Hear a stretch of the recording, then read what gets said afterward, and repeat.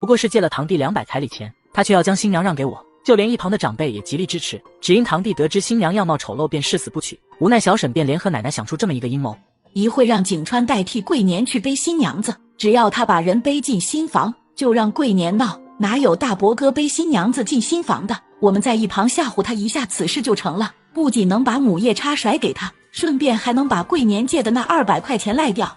还是娘有主意，到时候还得让叶景川再拿200块钱出来给桂年娶媳妇。那就这样决定了，我们先出去吧。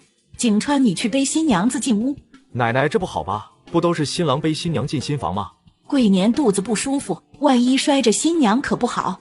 前世丁春花随便说几句叶景川就信了，老老实实去背新娘子，这一世他可不会再上这个当。刘嫂子，我替桂年背新媳妇进门适合吗？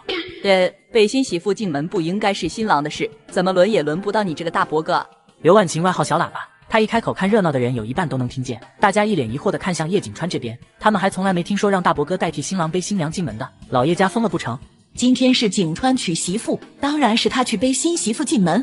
我怎么不知道今天我娶媳妇？如果我娶媳妇，应该我去接新娘子，也不应该是桂年去。刚才我还看到桂年别着红花呢。就是丁婶子，我也听说今天桂年娶媳妇啊，怎么突然变成景川了？我们昨天晚上才商量的，景川是我们家长孙，就应该他先成婚。景川还愣着干嘛？赶紧去背新娘子啊！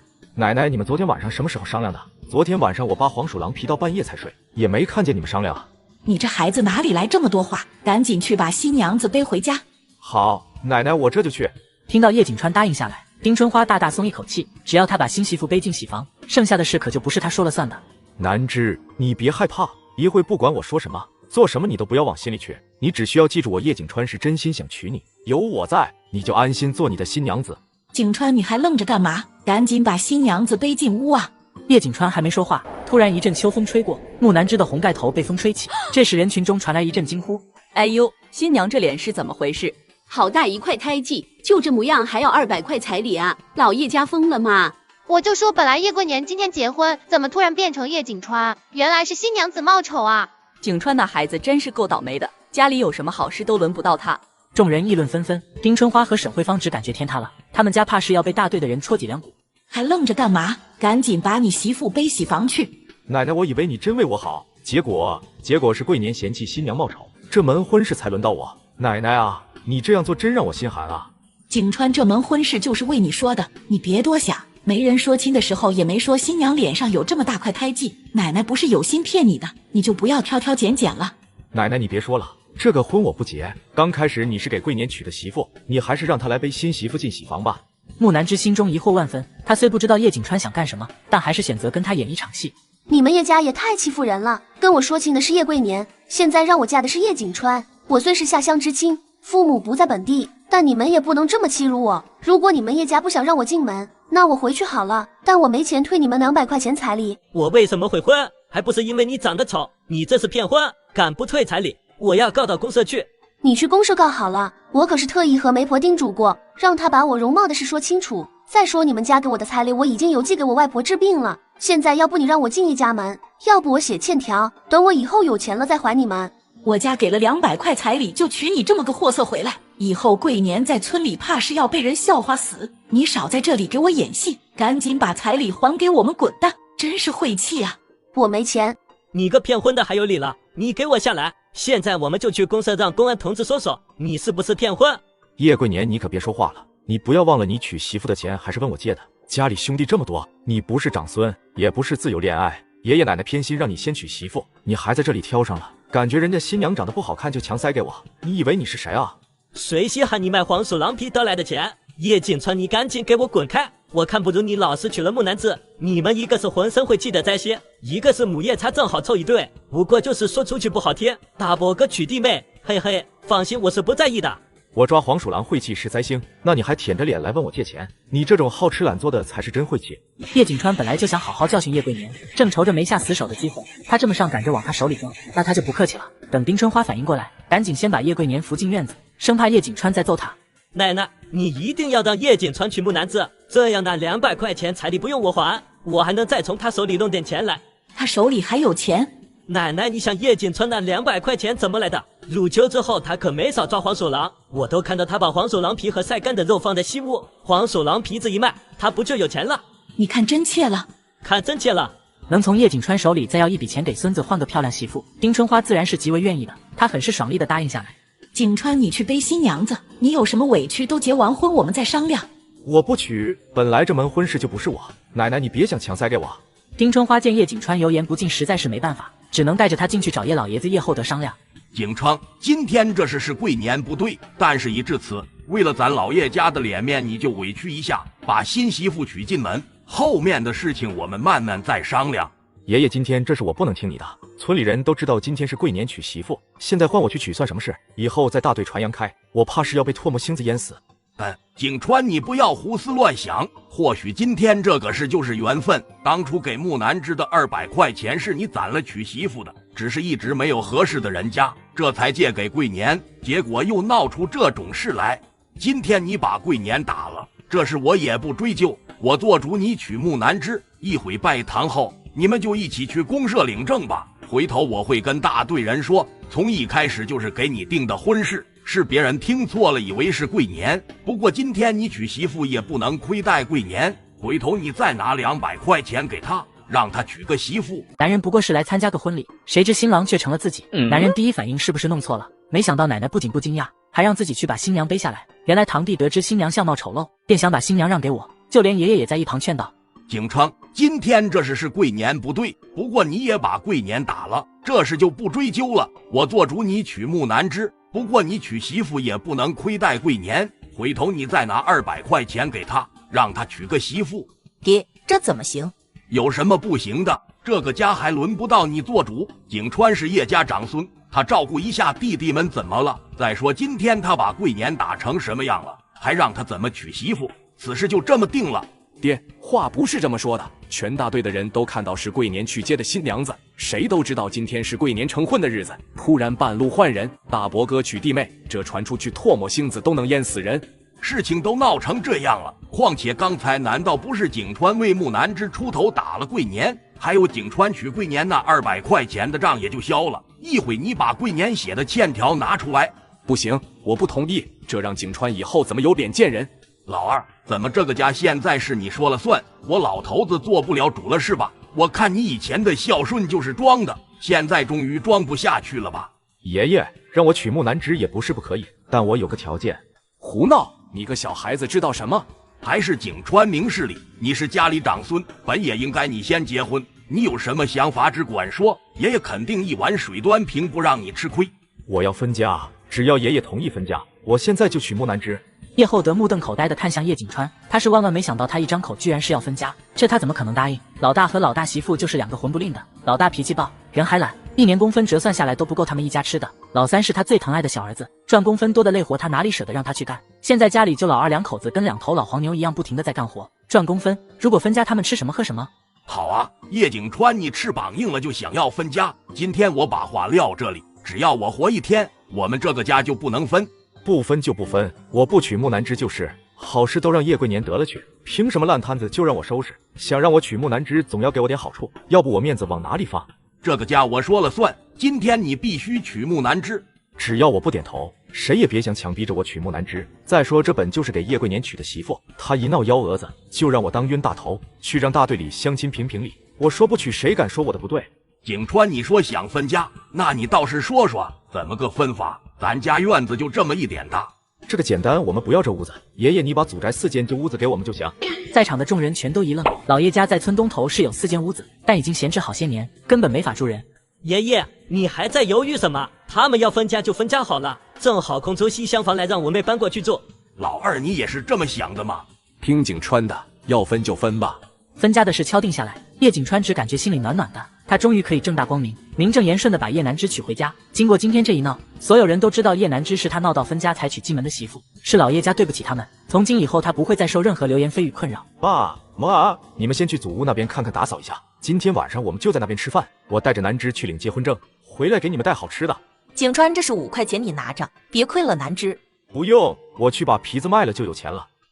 你什么时候又去抓黄鼠狼了？你不是答应吗？不再碰黄鼠狼了吗？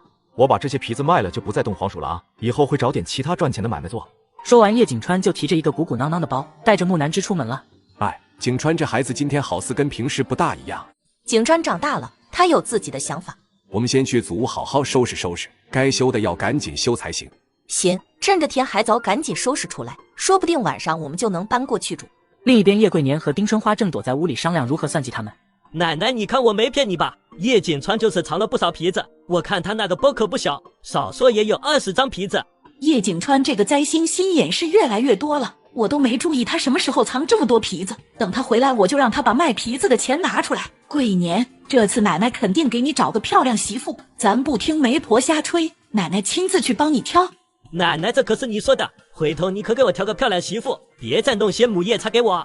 放心吧，这次绝对不会弄差了。此时领完证后的叶景川又带着木南枝去了电影院。南枝，你先在这里看个电影，我去忙点事，一会电影散场我过来接你。木南枝有点傻眼，两人一起出来，难道不应该一起看电影吗？难道是他囊中羞涩？我一会要去办点事，带着你过去不方便，记得散场之后，如果我没来接你，你就在电影院门口等我，千万别乱跑。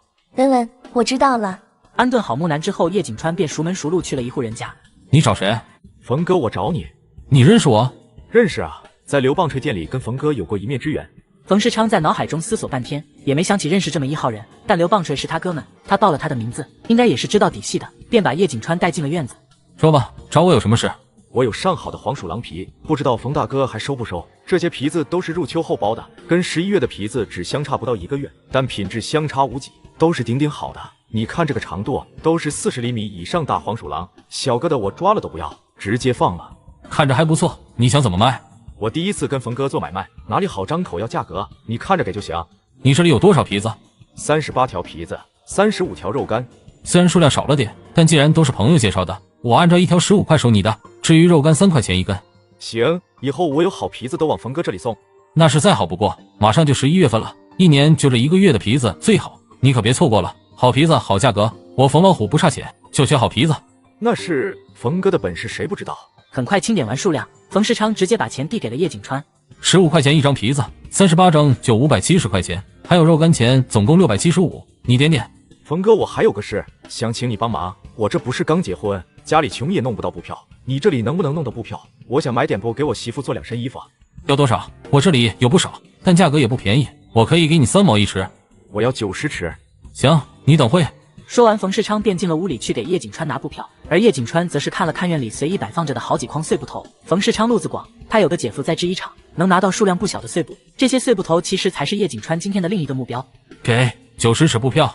叶景川接过布票，把钱给冯世昌，装作很是随意的问道：“冯哥，你这些碎布卖吗？”“卖啊，2毛1斤，不挑不晾，一次最少要走5筐，我是不单卖的。”2毛1斤能称好几块棉布，叶景川一转手，1块棉布卖3毛，利润还是非常可观的。如果遇上1尺的，还能卖更多，这就要看自己运气如何了。冯哥，我明天一早来拉碎布头行吗？先给我来5筐，我卖卖看。行，我看你也是爽快人，给你指个明路，这些碎布头啊，别在市里卖，你找个公社大集，我保准你1个小时卖空5筐。谢谢冯哥，我记下了。那明天我赶早来。没问题。出了院子，叶景川便去买了一些锅碗瓢盆、布料，还有吃食。等接上木南枝，两人又急匆匆地赶回了村。你们可算是回来了，我还想着去领个结婚证，怎么出去一天？别是遇上什么事了？没什么事。景川带着南枝进屋里坐会，我一会就做饭。妈，我来帮你收拾家吧。不用，你和景川去屋里闲着就行。妈，先别忙活了，我买了包子回来，我爸和芊芊呢？刚清理出来一些杂草破烂，你把它们拖出去扔了。赵小玉的话音刚落，就看叶远山和叶芊芊推着车进了院子。看到木南枝，叶芊芊很是高兴。今天一早她就被丁春花打发出去割草，还是下午回来才知道叶景川结婚和分家的事。嫂子，我妈说今天你们去市里拍结婚照了，拍照是什么感觉啊？也没什么感觉，我就是挺紧张的。先进屋吃饭吧，我买了包子回来。进了屋里，看到30多个包子和卤肉，可把赵小玉吓了一跳。景川，你不过日子了，怎么买30个大包子回来？嘿，还有，男人不过买回几个包子，便把母亲吓了一跳。再看到一旁卤肉，更是急得说不出话来。要知道吃个包子、饺子那都是逢年过节才有的待遇，吃肉更是想都不敢想的事。只因老人偏心，家里好吃好穿的永远轮不到自己一家。没想到今天刚分家，儿子便带回来这么多珍贵无比的食物。景川，你不过日子了，怎么买30个大包子回来？啃，还有，妈，你就安心吃，今天我把皮子卖了，咱分家以后这个钱都用在咱自己家，天天吃肉都没问题。你这孩子，你才刚结婚，以后有了孩子花钱的地方还多着呢，可不能再这么花了。以后我会赚更多钱，保准不会亏待我的孩子。此时另一边老叶家，天还没黑，丁春花早早的就开始张罗晚饭。今天怎么做饭这么早？爹和大哥还没回来呢。我已经让桂年去叫你爹回来。今天晚上我们吃土豆炖肉，都分家了，可不能让老二一家来蹭饭，咱早点吃。你不是说能再给桂年娶个媳妇？这彩礼咱从哪里弄啊？我听村里人说，现在年轻小姑娘都要3转一项，他们一个个简直疯了，饭都吃不上呢，还3转一项。指望你，我大孙子怕是连个媳妇都娶不上。下午我就去找吕媒婆了，让她给桂年留一个漂亮媳妇，这几天应该就能有信。至于彩礼，这不是有叶景川吗？我记得去年入冬之前他抓了好些黄皮子，卖了不少钱，今年应该也差不多。我早就想好了，3转一响我们买不起，但买个缝纫机和自行车总问题不大。那可不少钱，缝纫机130，自行车最便宜也要120，而且都还要票，再加上彩礼，杂七杂八的怎么也要500块啊。是不少钱，但为了桂年家里勒紧裤腰带凑一凑就是。可惜芊芊年纪太小，如果她能再大一点，就可以让她嫁人，咱拿了彩礼给桂年娶媳妇，就不用勒紧裤腰带了。不是还有保年，等芊芊再大点，我就开始给她说个婆家，到时候狠狠要一笔彩礼，刚好给保年结婚用。对了，还是娘想的周到。2个小时后，收拾好祖宅的叶景川一家刚回来搬东西，就碰到了叶桂年。二伯回来了，爷爷奶奶叫你和景川进屋，有事情要跟你们商量。景川，你去吧，你要记得你现在结婚了，有自己的家，就是不为自己，也要为自己的小家多想想。我明白，妈，你们先收拾着，我很快就好。叶景川一家都心知肚明，他爷爷奶奶找他有什么事。今天他出去卖皮子也没刻意隐瞒，他们这时还在做梦，他能把钱拿出来给他们。爹，你找我？今天景川刚结婚，我本不好意思开口，但终归是景川抢了桂年的婚事，这让桂年在大队很难堪。他这个当哥哥的总要补偿一下桂年。叶厚德见父子2人都不接话，眉头微皱，心想今天2人这是怎么了？跟平时怎么不一样？我想着今天这是闹得不好看，让桂年尽快成婚。时间一久，大家也就把这事给忘了。你娘让吕媒婆帮忙相看了姑娘，那姑娘模样是1等1的好，人也勤快，只是人家要彩礼加3转一响。我和你娘商量了一下，景川最近应该能卖不少皮子，大家凑凑拿500块钱出来，今天这事也就过去了。以后景川和桂年还是兄弟。景川，你感觉爷爷提这个要求怎么样？我就2点，第一，今天是叶桂年要死要活不娶南枝的，可没人逼迫他，所以我不欠叶桂年的，这个全大队的人都可以帮我作证，我没那个必要补偿他。第二，我是个命硬的，抓黄鼠狼卖皮子更是一身的晦气，所以我赚来的钱也是带晦气的。你们还是不要问我借钱，我怕把晦气传给你们，万一你们有个好歹，我可说不清楚。景川，你这话说的怎么那么难听？你是叶家长孙，照顾一下弟弟妹妹也是应该的。现在大家日子都不好过，你有个能来钱的路子，更是应该拉你弟弟妹妹们一把，而不是一个人吃独食，是你弟弟妹妹们于水深火热而不顾。等等，爷爷，你的意思是希望我带着桂年一起去山上抓黄鼠狼？其实也不是不行，就是这个活有点累，要满山遍野的跑。你这个混小子，少在这里装傻充愣。爷爷，借钱我肯定是没有的，我们刚分家，祖屋还四处漏风，我要修祖屋，用钱的地方多了去。修祖屋重要还是你弟弟结婚重要？景川，你是叶家长孙，可不能让你爷爷失望啊！奶奶，这还用问吗？当然是修祖屋重要。你也不想都分家了，我们一家5口还天天在老叶家吃饭吧？既然没别的事，那我先走了。叶远山，看看你教出来的好儿子，现在翅膀硬了就不把我这个爷爷当回事。我说一句话，他有10句话等着你来给我说。现在桂年马上就要娶媳妇，这个钱你借不借？我感觉刚才景川说的很有道理。这些年你们总是感觉他抓黄鼠狼不好，身上带着晦气，会影响家里气运。既然如此，他卖皮子得的钱就让他自己留着。至于桂年，他只比景川小1岁，景川都能想办法自己娶媳妇，我相信他自然也是可以的。再说分家时我手里还分了200块钱欠账呢，可没钱借给桂年。行，你现在分家了，有底气了，就不顾家里兄弟姐妹死活，很好，很好。那我问一句，你是不是也不管你爹娘的死活？当然不是，爹娘有什么事只要用得着我，我肯定不会有一句怨言。好，既然分家了，那咱就说说养老的事。你大哥和弟弟家里不富裕，我是不指望他们，以后我们老2口能不能吃上一顿饱饭，就看你孝顺不孝顺了。爹，你就明说吧，想让我怎么做？以后1个月给我10块钱，我也不要你米面。爹，也不能你说要多少就多少。明天我去大队问问养老的事，看大队干部怎么说。好啊，叶远山，你这是想气死我，处处跟我唱反调。现在我说什么你都不听了是吧？我可没杠，1个月10块钱养老钱，说出去整个大队怕是都找不出第二家来。这事还是找大队干部说说比较好。现在你就给我滚！既然分家了，你就别在这个院子里住。爹，这话可是你说的。我说的。现在你立马给我从老叶家滚出去。行，我现在就搬，记住你今天所做的事。说完，叶远山便带着叶景川转身离开了。老头子，你是不是把老二逼得太紧了点？他万一记恨你可咋办？我如果不给他点颜色看看，他怕是忘记我是他老子。等着吧，明天他不是要去大队问养老的事，我倒是要去大队问问，哪有儿子不给老子养老的？可是1个月要10块钱，是不是有点多？多什么？你忘了叶景川个小野种会抓黄鼠狼？去年他入秋之后，一直抓到过年，抓了100多只，可卖不少钱。幸亏叶景川不是我们老叶家的孩子，要不他杀这么多黄鼠狼，我真怕他们报复到我们身上。看你那点胆量，明天你就等着瞧吧，饿上他们几顿，老二肯定会跟我服软。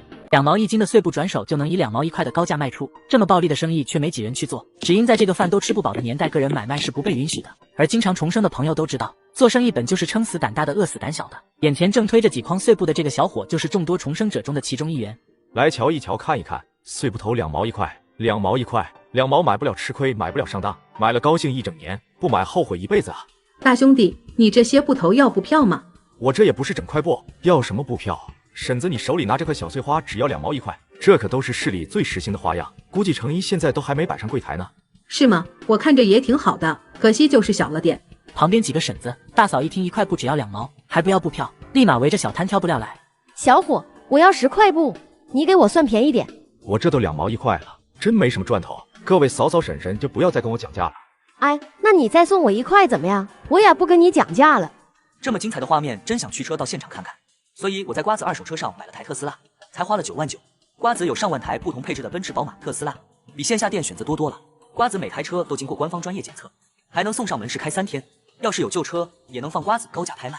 总之，买卖二手车，瓜子更靠谱。行，那就送你块，你帮我宣传宣传。最近我就在咱公社几个大集上卖碎布头，能白得1块布，大嫂自然也是极为愿意的，立马满口答应下来。另外一个婶子见叶景川送布料，也跟着要。婶子，你才卖2块布料，我是真没法送。要不这样，只要大家买10块布头，我就送块纯色的，颜色随便挑。要10块啊，有点多啊。婶子，10块布料一点都不多。你看这种小碎花，给孩子做棉衣，或者夏天穿的小裙子都没问题。刚才那个大嫂说她要回去做几个假领子，毛衣配上这么个好看的假领子，婶子你绝对是大队最好看的婶子。哎呦，小伙子，你可真会说啊！那我就再挑几块。做小生意有时候很有意思，如果摊位前没人，会一直没人，但如果来几个人驻足，很快就能聚很多人。叶景川正忙得热火朝天，叶远山和赵小玉带着木南枝和叶芊芊一起来帮忙了。整整5筐碎布，前后不过1个小时，全都卖得干干净净。爸，你不是说今天上午要去大队跟我爷爷说养老钱的事吗？怎么跑来赶集了？今天一早桂年不知道怎么了，浑身痛得起不了床。你爷爷吓得够呛，这会带着桂年去公社卫生所看病去了。景川，你什么时候还去寄碎布？我看那些料子都很好看，回头我们自己留一些，我给你们做几个挎包。明天我还去进货，这次我会多进点。明天又不逢集，你要怎么卖？后天逢集，但一早去进货，我怕时间有点赶。你去进货时注意安全。回家吃了饭后，叶景川又去叫上村里的叶小年和叶廷栋一起进山。之前这2位兄弟可没少帮他，如今有赚钱的机会，也不能忘了他们。而此时，老叶家那边是一片愁云惨淡。桂年，你现在好点了没有？奶奶，我身上还是痛得厉害。叶景川那小王八羔子怎么能对你下手这么重？再怎么说你们也是堂兄弟。爷爷，我这个伤口不能白受，你们要帮我讨回公道来。当然，一会我去找你二伯，让他拿钱给你买补品养身子。你不是想和供销社卖的麦乳精，我让你二伯给你买。爷爷，我也不要二伯给我买补品，让他拿钱就行。我想做点小买卖，天天面朝黄土背朝天，在农田里跑，实是混不出个人样的。你莫不是被叶景川打傻了，要跟他一起弄黄皮子卖钱吧？卖黄皮子虽然赚钱，但损阴德啊，咱可不能碰。爷爷，我不是那个意思，赚钱的买卖那么多，我才不会去抓黄鼠狼。那你想做什么小买卖？打扮的人可不是吃素的。前些日子有人没证明在集市上卖小麦就被抓了，听说判了2年，就不到100斤小麦。这么精彩的画面，真想驱车到现场看看。所以我在瓜子二手车上买了台特斯拉，才花了9万9。瓜子有上万台不同配置的奔驰、宝马、特斯拉，比线下店选择多了。瓜子每台车都经过官方专业检测，还能送上门市开3天。要是有旧车，也能放瓜子高价拍卖。总之，买卖二手车，瓜子更靠谱。有很多办法可以避开打扮的人。爷爷，你看叶景川卖了这么长时间黄皮子，不也没人找他麻烦吗？我又不比他差，肯定能赚大钱。你就放100、1万些。一旁的沈慧芳听叶桂年想做小买卖，忍不住把今天上午听来关于叶景川卖碎布的事说给他们听。大队不少人都看到了，也不知道叶景川从哪里弄来几筐碎布，2、3毛一大块，在大集上卖得非常红火，没一会就全卖掉了。老三媳妇，你确定没听差？准没错，大队里好多人都看到了，还有人跟我打听，想问问叶景川还有没有碎布了，他们也想要。娘，你知道叶景川从哪里进的碎布吗？这个他怎么可能告诉别人？也不知道叶景川从哪里弄来的碎布。如果我们能去买就好了。我听人说现在做小买卖很赚钱，多的能一天赚几10块钱呢。一天赚咱1年的钱，不能那么夸张吧？就这么夸张？以前哪里人摆摊做小买卖，家里多养1只鸡都不行。现在大队多少人偷偷摸摸养鸡养鸭，不也没人管？桂年，你好好养病，碎布的事交给爷爷就行。我保准让叶景川老老实实带着你一起去进货卖碎布赚大钱。好，只要爷爷出马，就没有办不成的事。接下来叶厚德就溜溜达达的去了大队，没一会功夫，大队书记叶寒生就在大喇叭上吆喝叶远山去大队部一趟。老人含辛茹苦养大儿子，可如今儿子却连每月10块的养老费都不愿意给，只因老人偏心，家里的脏活累活一直以来都是老二一家在干。最过分的是侄子结婚当天，发现新娘貌丑，偏心老人便让自己儿子去娶，老二一气之下便提了分家。怎料分家后，老人居然还提出想要10块的高额养老费。要知道，在这个人人都穷的年代，10块钱可是普通人几个月的工资。远山，刚才厚德叔说他对养老问题有异议，想重新商议一下。没什么好商量的，分家那天我家就分了10斤小麦、10斤玉米面、几双筷子、几双碗，还有欠大队的200块钱。你说我爹还要1个月要10块钱养老钱，这是给他养老吗？分明是想让我养老叶家全家。老二，你这说的什么话？我就问你一句，你给不给我养老？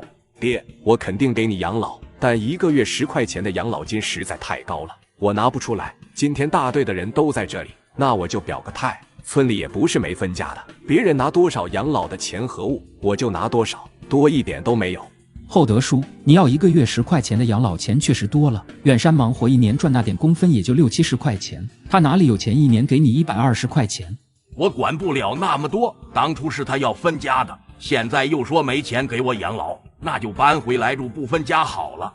此言一出，在场的人全都傻眼。叶老头这是唱的哪一出？他刚才不是还要养老钱吗？怎么突然又不想分家了？只有叶远山算是看透叶厚德了，不就是看到自己儿子如今赚钱了，所以才不愿意分家了？分家文书都写了，怎么可能不分家？爹，你怎么想的我都知道。景川赚那点血汗钱，我要修房子，谁也别想惦记。我打死你个不孝子！我看你是铁了心的想忤逆我。你个白眼狼，当年怎么不直接死在战场上？最少我还能拿500块抚恤金，也比现在被你活活气死。爹，这样的话你也说得出来？有句话我一直想问你们，当年送我去当兵，也是因为不想让我吃家里的粮吧？算了，这些都不重要了，以后你就当没我这个儿子。说完，叶远山直接离去。这个想法在叶远山心头盘旋好多年。以前他总是不愿相信这就是事实，可现在种种事实摆在眼前，他不相信都不行。另一边，山上叶景川把自己的计划说给了叶廷栋和叶小年2人听。咱一起去市里进碎布，你们要不要也出一部分钱？我没钱，爷爷就给我2毛让我买糖吃。你不出钱，那你出力好了，回头我和廷栋卖了布料，一人给你5块钱，怎么样？我没问题，不过我手里也就能凑出140块，这还是我妈让我存着娶媳妇的钱，不知道这点钱能进多少布料。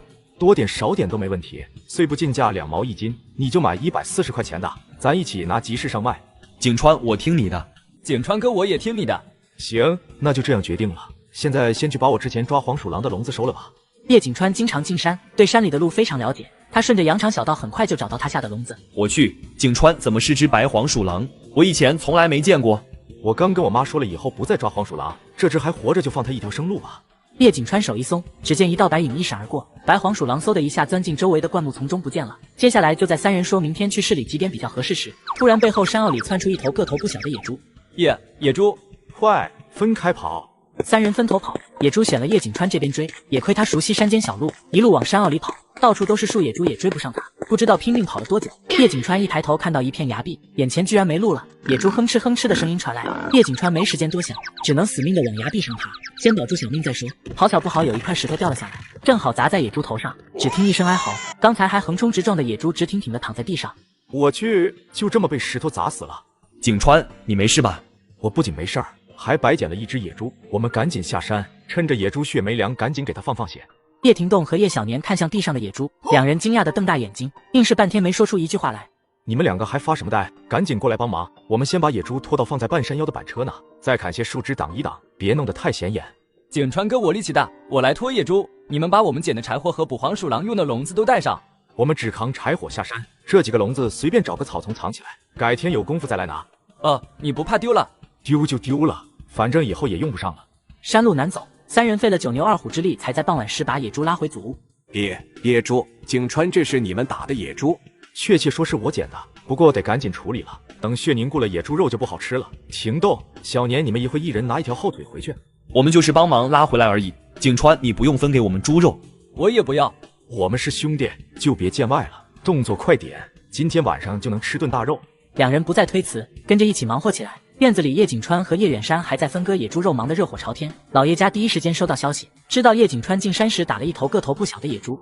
老头子，我们要不要去看看？我刚看到小年从老二家出来，手可拿着一条不小的猪腿。我在外面还听见叶景川那小兔崽子打算把剩下的肉卖给村里人。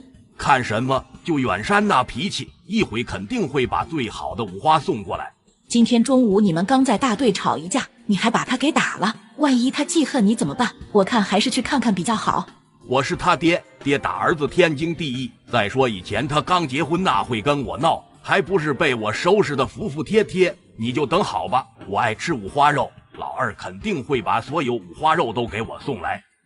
老二今天惹你生气，他回去想想，估计心里愧疚的慌，一会肯定会拿五花肉来讨好你。到时候你再趁机提一提卖碎布的事，让他带着桂年一起去进碎布，回头等桂年熟悉路子，桂年就可以自己做了。